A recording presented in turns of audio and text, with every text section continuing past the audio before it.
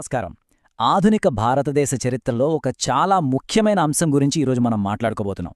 అదే 19వ శతాబ్దపు సామాజిక మత సంస్కరణలు. యూపీఎస్సీ సిలబస్ పరంగా చూస్తే ఇది చాలా కీలకమైన టాపిక్. జీఎస్ పేపర్ 1లో నేరుగా ప్రశ్నలొస్తాయి, ఎస్సేలో ఉపయోగపడుతుంది, చివరికి ఇంటర్వ్యూలు కూడా దీనిపై మన అవగాహనలు పరీక్షిస్తారు. ఎందుకంటే ఈరోజు మనం చూస్తున్న ఆధునిక భారతదేశ సామాజిక ముఖచిత్రానికి పునాదులు పడింది అప్పుడే. సరే, ఇంకా ఆలస్యం చేయకుండా ఈ ఆసక్తికరమైన ప్రయాణాన్ని మొదలుపెడదాం. ముందుగా మనం ఒక ప్రశ్నతో ప్రారంభిద్దాం. అసలు ఆలోచించాల్సిన విషయం ఏంటంటే, ఒకవైపు మన దేశం వలసవాద పాలనలో నలిగిపోతోంది, కాని అదే సమయంలో భారతదేశంలో ఒక కొత్త మేధోబరమైన చైతన్యం ఎలా మొదలైంది? 18వ శతాబ్దంలో ఉన్న రాజకీయ అస్థిరత నుంచి 19వ శతాబ్దంలో ఈ గొప్ప మేధోమతనం జగడానికి దారితీసిన పరిస్థితులు ఏమిటో ఇప్పుడు వివరంగా చూద్దాం. చూడండి, ఈ వాక్యం చాలా సింపుల్గా అనిపించినా దీని వెనుక ఒక పెద్ద సామాజిక పరిణామం ఉంది. ఇంతకీ ఈ కొత్త వర్గం ఎలా పుట్టుకొచ్చింది? దీనికి కారణం బ్రిటిష్ వాళ్ల విధానాలే. ఉదాహరణకు, పర్మనెంట్ సెటిల్మెంట్ వల్ల ఒక కొత్త జమీందారీ వర్గం ఏర్పడింది. అలాగే బ్రిటిష్ పరిపాలనలో క్లర్కులుగా, ఇతర ఉద్యోగులుగా పనిచేయడానికి ఇంగ్లీష్ చదువుకున్న భారతీయుల అవసరం పెరిగింది. మరి మార్పు మొదట బెంగాల్లోనే ఎందుకొచ్చింది? ఎందుకంటే బ్రిటిష్ వాళ్ల మొదటి రాజధాని, వాళ్ల వ్యాపారానికి, పరిపాలనకు కేంద్రం కల్కత్తా. కాబట్టి పాశ్చాత్య భావజాలం, విద్య మొదటిగా ప్రభావం చూపింది బెంగాల్ ప్రాంతంలోనే. ఇక్కడ అసలు కథ మొదలవుతుంది. ఈ రెండు రకాల ఆలోచనా విధానాల మధ్య జరిగిన సంఘర్షణే 19వ శతాబ్దంపు భారతదేశ చరిత్ర. బ్రిటిష్ పరిపాలన, ఆంగ్ల విద్య, యూరోపియన్ సాహిత్యం ఇవన్నీ మన దేశంలోకి హేతువాదం, మానవ హక్కులు లాంటి కొత్త భావనలను తీసుకొచ్చాయి. దీనినే చరిత్రకారులు భారత పునరుజ్జీవనమును పిలుస్తారు. ఈ కొత్త ఆలోచనలు ఇంత వేగంగా వ్యాపించడానికి ప్రింటింగ్ ప్రెస్ కూడా ఒక ముఖ్య కారణం. అది ఒక రకంగా గేమ్ చేంజర్ అనే చెప్పొచ్చు. హేతువాదము ఇది సంస్కర్తల చేతిలో ఒక పదునైన ఆయుధం లాంటిది. ఈ నిర్వచనం చూడండి. అంటే ఒక ఆచారం కేవలం పాతది అయినంత మాత్రాన, లేదా గ్రంథాల్లో ఉంది కాబట్టి అది సరైనదేనా అని ప్రశ్నించడం. ఒక ఆచారం తర్కానికి, మానవత్వానికి నిలబడుతుందా లేదా అని చూడటం. సతీ సహగమనం, విగ్రహారాధన, కుల వ్యవస్థ వీటన్నిటినీ మన సంస్కర్తలు ఈ హేతువాద దృక్పథంతోనే ప్రశ్నించారు. సరే, ఈ కోడ్ గమనించండి. ఇక్కడ బ్రిటిష్ వాళ్ల ఆలోచన విధానంలో ఒక డబుల్ గేమ్ కనిపిస్తుంది. ఒకవైపు వాళ్లు చెప్పిన దాంట్లో కొంత నిజం ఉంది. కుల వ్యవస్థ, స్త్రీల దుస్థితి లాంటి సామాజిక దురాచారాలు అప్పుడు ఉన్నాయి. కాని మరోవైపు ఇదే వాదనను వాళ్లు తమ పాలనను సమర్థించుకోవడానికి వాడుకున్నారు. మీరు అనాగరికులు, మేము మిమ్మల్ని బాగుచేయడానికి, నాగరికులను చేయడానికి వచ్చాము అని చెప్పడానికి దీన్ని ఒక కారణంగా చూపారు. ఒక రకంగా చెప్పాలంటే బయటనుంచే వచ్చిన ఒక సవాలు లోపల మనల్ని మనం ప్రశ్నించుకునేలా చేసింది. ఈ వాక్యం ఆ విషయాన్నే చెబుతోంది. పాశ్చాత్య భావజాలం ఒక సవాలు విసిరినప్పుడు మన సమాజంలోని మేధావులు ఆత్మపరిశీలన చేసుకోవడం మొదలుపెట్టారు. ఈ క్రమంలో వారికి 3 ప్రధాన ఆయుధాలు దొరికాయి. అవే హేతువాదం, అన్ని మతాలు సారాంశంలో ఒక్కటే అనే మత విశ్వజనీయత, మరియు మానవతావాదం. ఈ తేడాను అర్థం చేసుకోవటం యూపీఎస్సీ మెయిన్స్కు చాలా చాలా ముఖ్యం. సంస్కరణవాదులు అంటే రిఫార్మిస్ట్స్ ఆధునిక పాశ్చాత్య ఆలోచనలను స్వీకరించి వాటికి అనుగుణంగా హిందూ మతాన్ని మార్చాలనుకున్నారు. ఉదాహరణకు బ్రహ్మసమాజం. మరోవైపు పునరుజ్జీవనవాదులు అంటే రివైవలిస్ట్స్ పాశ్చాత్య ప్రభావాన్ని తిరస్కరించి మన ప్రాచీన వేదాలలోని స్వచ్ఛమైన జ్ఞానం వైపు తిరిగి వెళ్ళాలి అన్నారు. ఉదాహరణకు ఆర్యసమాజం. వాళ్ల పద్ధతులు వేరైనా ఇద్దరి లక్ష్యం సమాజంలోని చెడును తొలగించడమే. సరే, ఇప్పుడు మన ప్రయాణం ఈ సంస్కరణల పుట్టినిల్లు అయిన బెంగాల్ వైపు సాగుతుంది. బ్రిటిష్ ఇండియా రాజధానిగా, పాశ్చాత్య, భారతీయ మేధో సంపత్తికి సంగమస్థానంగా బెంగాల్ ఎలా ఈ కొత్త ఉద్యమాలకు కేంద్రబిందు అయిందో చూద్దాం. ఇక మనం ఆధునిక భారతదేశ రూపశిల్పులలో ఒకరైన రాజా రామ్మోహన్ రాయ్ గురించి మాట్లాడుకోవాలి. ఈయన్ను భారత పునరుజ్జీవన పితామహుడు అంటారు. ఈస్ట్ ఇండియా కంపెనీలో ఒక ఉన్నత ఉద్యోగిగా పనిచేసి పదవీ విరమణ చేశారు. ఆయన పాండిత్యం అసాధారణమైనది. సంస్కృతం, పర్షియన్, అరబిక్, ఇంగ్లీష్ మాత్రమే కాదు, లాటిన్, గ్రీక్, హిబ్రూ భాషల్లో కూడా ఆయనకు ప్రావీణ్యముంది. ఈయన కేవలం ఒక సంస్కర్త కాదు, ఆధునిక భారతదేశపు మొట్టమొదటి మేధో దిగ్గజం. ఈ టైంలైన్ ఆయన కార్యాచరణను మనకు చూపిస్తుంది. 1828లో బ్రహ్మ సమాజాన్ని స్థాపించి హిందూ మతంలోని బహుదేవతారాధన, విగ్రహారాధన లాంటి వాటిని ఖండించి ఏకేశ్వరోపాసనను ప్రచారం చేశారు. ఇక 1829లో సతీసహగమన నిషేధ చట్టం తీసుకురావడంలో ఆయన పాత్ర అమోఘం. దీనికోసం ఆయన సాంప్రదాయవాదులతో వాదించడానికి వాళ్ల పవిత్ర గ్రంథాల్నే ఉపయోగించడం ఆయనలోని మేధావికి నిదర్శనం. ఇది ఆయన పట్టుదలకి, ఆయన వాదనా పటిమకు ఒక పెద్ద విజయం. ఈ సిద్ధాంతాలను గమనిస్తే బ్రహ్మసమాజం మతపరమైన సంస్కరణలతో పాటు సామాజిక సంస్కరణలకు కూడా ఎంత ప్రాధాన్యత ఇచ్చిందో మనకర్థమవుతుంది. ముఖ్యంగా కుల వ్యవస్థను ఖండించడం, బాల్య వివాహాలను వ్యతిరేకించడం, వితంతు పునర్వివాహానికి మద్దతు ఇవ్వడం వంటివి ఆ కాలంలో చాలా విప్లవాత్మకమైనవి. యూపీఎస్సీ మెయిన్స్లో సమాధానాలు రాసేటప్పుడు ఈ పాయింట్స్ని సామాజిక న్యాయం, లింగ సమానత్వం వంటి భావనలతో ముడిపెట్టడం చాలా ముఖ్యం. అయితే ఏ ఉద్యమంలోనైనా జరిగేట్టే కాలక్రమేణా ఇక్కడ కూడా అభిప్రాయ భేదాలు వచ్చాయి. రామ్మోహన్ రాయ్ తర్వాత దేవేంద్రనాథ్ ఠాకూర్ నాయకత్వం చేపట్టారు. ఆ తర్వాత కేశబ్ చంద్రసేన్ చేరడంతో ఉద్యమం మరింత తీవ్రంగా మారింది. కాని సేన్ యొక్క తీవ్రమైన సంస్కరణలు, ఇతర మతాల పట్ల ఆయనకున్న ఉదారవాదం ఠాకూర్ వర్గానికి నచ్చలేదు. దీంతో 1866లో బ్రహ్మ సమాజం రెండుగా చీలిపోయింది. ఠాకూర్ నాయకత్వంలోని దాన్ని ఆది బ్రహ్మ సమాజమని, సేన్ నాయకత్వంలోని దాన్ని భారత బ్రహ్మ సమాజం అని పిలుస్తారు. ఈ చీలిక ప్రిలిమ్స్కు ముఖ్యమైనది. బెంగాల్లో మొదలైన ఈ చైతన్యపు అలలు మెల్లమెల్లగా దేశంలోని ఇతర ప్రాంతాలకు ఎలా విస్తరించాయో ఇప్పుడు చూద్దాం. ఈ ఉద్యమాలు ఆయా ప్రాంతాల స్థానిక పరిస్థితులకు అనుగుణంగా ఎలా కొత్త రూపాలను సంతరించుకున్నాయో గమనిద్దాం. బొంబాయిలో బ్రహ్మ సమాజం స్ఫూర్తితో 1867లో ప్రార్థనా సమాజం ఏర్పడింది. దీనిని ఆత్మరాం పాండురంగ్ స్థాపించారు. అయితే దీని వెనుకున్న అసలైన మేధోశక్తి మహాదేవ్ గోవింద్ రానడే, ఆర్జీ భండార్కర్ మరియు కేటీ తెలంగ్ వంటి వారు. ఇదొక రకంగా బ్రహ్మ సమాజం నుంచి స్ఫూర్తి పొందిన మహారాష్ట్ర యొక్క భక్తి సంప్రదాయం దీనిపై బలంగా ప్రభావం చూపింది. ప్రార్థనా సమాజం యొక్క ప్రత్యేకత ఏంటంటే, వాళ్లు కేవలం సిద్ధాంతాలు చెప్పి ఊరుకోలేదు, చేతల్లో చూపించారు.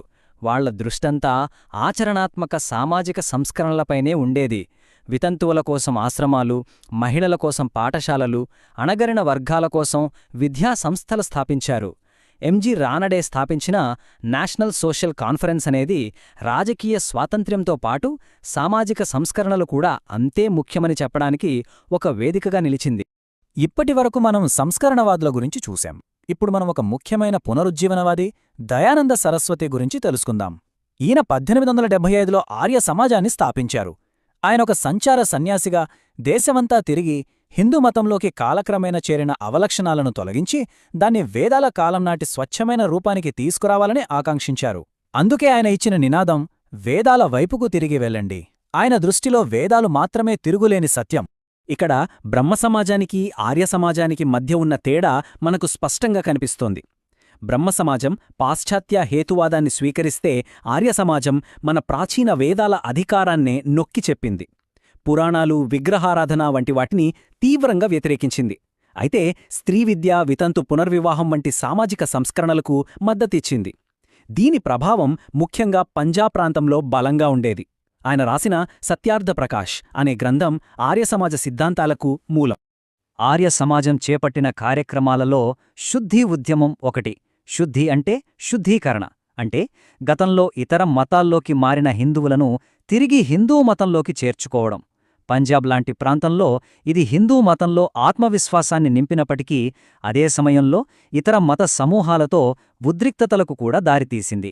ఇది ఆ కాలంలో చాలా వివాదాస్పదమైన అంశం. సరే, ఒకవైపు పాశ్చాత్య భావజాలంతో సంస్కరణలు, మరోవైపు వేదాల వైపుకు ప్రయాణం. ఈ రెండింటికీ భిన్నంగా హిందూమతం యొక్క ఆధ్యాత్మిక శక్తిని ప్రపంచానికి చాటి చెప్పిన మరో గొప్ప ఉద్యమం గురించి ఇప్పుడు చూద్దాం. అదే నవ్యవేదాంత చైతన్యం. ఒకవైపు పాశ్చాత్య విద్యతో మెరిసిపోతున్న కలకత్తా మేధావులు, మరోవైపు కలకత్తా దగ్గరలోని దక్షిణేశ్వర్ కాళీ ఆలయంలో ఒక నిరక్షరాస్యుడైన సాధారణ పూజారి శ్రీరామకృష్ణ పరమహంస. కాని ఆ మేధావులందరూ ఈయన ఆధ్యాత్మిక అనుభవానికి, సరళమైన బోధనలకు ఆకర్షితులయ్యారు. ఎందుకంటే ఆయన యతో మత్ తతో పత్ అన్నారు.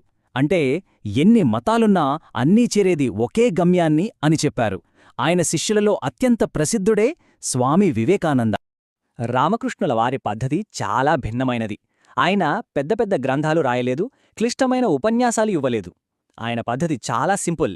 చిన్న చిన్న కథలు, ఉపమానాల ద్వారా చాలా లోతైన ఆధ్యాత్మిక సత్యాలను సామాన్యులకు కూడా అర్థమయ్యేలా చెప్పేవారు. ఈ బోధనల సంకలనమే రామకృష్ణ కథామృతం.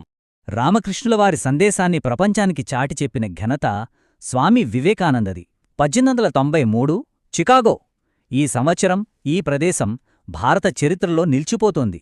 ఎందుకంటే అక్కడ జరిగిన ప్రపంచ మతాల పార్లమెంటులో వివేకానందుని ప్రసంగం పాశ్చాత్య ప్రపంచానికి భారతీయ వేదాంతం, సంస్కృతి యొక్క గొప్పతనాన్ని పరిచయం చేసింది. అది వలస పాలనలో ఆత్మవిశ్వాసం కోల్పోయిన భారతీయులలో కొత్త స్ఫూర్తిని నింపింది. ఆయన 1987లో స్థాపించిన రామకృష్ణ మిషన్ మానవ సేవే మాధవ సేవ అనే నినాదంతో నేటికీ పనిచేస్తోంది. ఈ సంస్కరణలనేమి కేవలం హిందూ మతానికే పరిమితం కాలేదు. ఇదొక అందమైన మొజాయిక్ లాంటిది. పార్సీలు, సిక్కులు, ముస్లింలు ఇలా ప్రతి వర్గంలోనూ సంస్కరణల ప్రయత్నాలు జరిగాయి. ఇప్పుడు మనం ఇతర వర్గాల్లో వచ్చిన మార్పులను కూడా చూద్దాం. అప్పుడే మనకు పూర్తి చిత్రం అర్థమవుతుంది. పార్సీ సమాజంలో కూడా ఆధునికీకరణ కోసం ఉద్యమాలు వచ్చాయి. 1851లో రహనుమాయ్ మధ్యాస్రన్ సభ అనే సంస్థను స్థాపించారు. దాదాభాయ్ నౌరోజీ వంటి గొప్ప నాయకులు ఇందులో పాల్పంచుకున్నారు. వాళ్ల పత్రిక రాస్త్ గోఫ్టార్ అంటే నిజం చెప్పేవాడు పార్సీ సమాజంలోని మత, సామాజిక ఆచారాలను సంస్కరించడంలో కీలక పాత్ర పోషించింది. అదేవిధంగా సిక్కు సమాజంలో 1873లో సింగ్ సభ ఉద్యమం మొదలైంది. దీనికి 2 ప్రధాన లక్ష్యాలున్నాయి. ఒకటి, సిక్కులకు ఆధునిక పాశ్చాత్య విద్యను అందించడం. రెండవది, క్రైస్తవ మిషనరీలు, ఆర్య సమాజం వంటి ఇతర సమూహాల ప్రచారాల నుండి సిక్కు మతాన్ని కాపాడుకోవడం. ఈ ఉద్యమం ద్వారానే పంజాబ్లో అనేక ఖల్సా పాఠశాలలు, కళాశాలలు స్థాపించబడ్డాయి. ఇప్పటివరకు మనం బెంగాల్, పశ్చిమ, ఉత్తర భారతదేశంలో చూశాం. ఇప్పుడు మన దృష్టిని దక్షిణం వైపు సారిద్దాం. ఆ తర్వాత ఈ మొత్తం ఉద్యమాల వల్ల మన సమాజంపై పడిన ప్రభావం, వాటి వారసత్వమేంటో విశ్లేషిద్దాం. దక్షిణ భారతదేశంలో ముఖ్యంగా కుల వ్యవస్థపై పోరాటం సంస్కరణోద్యమాలలో ఒక ప్రధాన అంశం. ఈ కోవలో ఒక ముఖ్యమైన వ్యక్తి రామలింగ స్వామిగళ్. ఈయన్నే రామలింగ అడిగల్ అని కూడా పిలుస్తారు. ఆయన మతమౌఢ్యాన్ని, అర్థంలేని ఆచారాలను తీవ్రంగా విమర్శించారు. కుల, మతభేదాలు లేని సమాజం కోసం సమరస శుద్ధ సన్మార్గ సంఘం అనే సంస్థను స్థాపించారు. ఆయన రాసిన తిరువరుట్ప తమిళ సాహిత్యంలో ఒక విశిష్ట స్థానాన్ని పొందింది. సరే, మరి ఈ ఉద్యమాలన్నింటి వల్ల చివరికి ఏం జరిగింది? వాటి ప్రాముఖ్యత ఏమిటి? ఈ పాయింట్స్ చూద్దాం. మొదటిది, గుడ్డిగా ఆచారాలను పాటించే బదులు వ్యక్తిగతంగా ఆలోచించే స్వేచ్ఛను ప్రోత్సహించాయి. రెండోది, సంస్కృతంలో ఉన్న గ్రంథాలను సామాన్య ప్రజల భాషల్లోకి అనువదించడం వల్ల జ్ఞానం అందరికీ అందుబాటులోకి వచ్చింది. మూడవది, గ్రంథాలను అర్థం చేసుకునే హక్కు కేవలం పండితులకే కాదు, ప్రతి వ్యక్తికి ఉందని చెప్పాయి. ఇక చివరిది, ఇది చాలా కీలకమైన పాయింట్, ఆంగ్ల విద్య నేర్చుకున్న కొత్త మధ్యతరగతి వర్గానికి తమ సాంస్కృతిక మూలాలేమిటి అనే ప్రశ్నకు ఈ ఉద్యమాలు ఒక సమాధానమిచ్చాయి. చరిత్ర అంటే కేవలం గడిచిపోయిన కథ కాదు. 19వ శతాబ్దంలో మొదలైన కొన్ని చర్చలు, కొన్ని ప్రశ్నలు ఆశ్చర్యంగా ఈరోజు కూడా మన సమాజంలో సజీవంగా ఉన్నాయి. మహిళల హక్కులు, కుల నిర్మూలన, ఉమ్మడి పౌరస్మృతి, లౌకికవాదం, ఈ అంశాలన్నింటి మూలాలు మనకు ఆనాటి సంస్కరణల చర్చల్లోనే కనిపిస్తాయి. చివరగా మీకోసం ఒక మెయిన్స్ ప్రాక్టీస్ ప్రశ్న.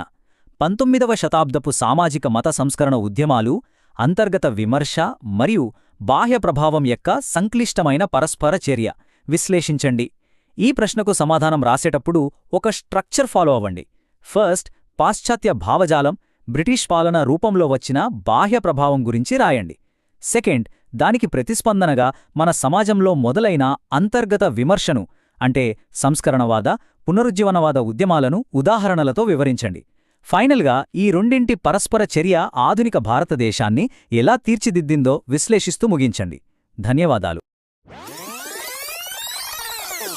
Subscribe for more content.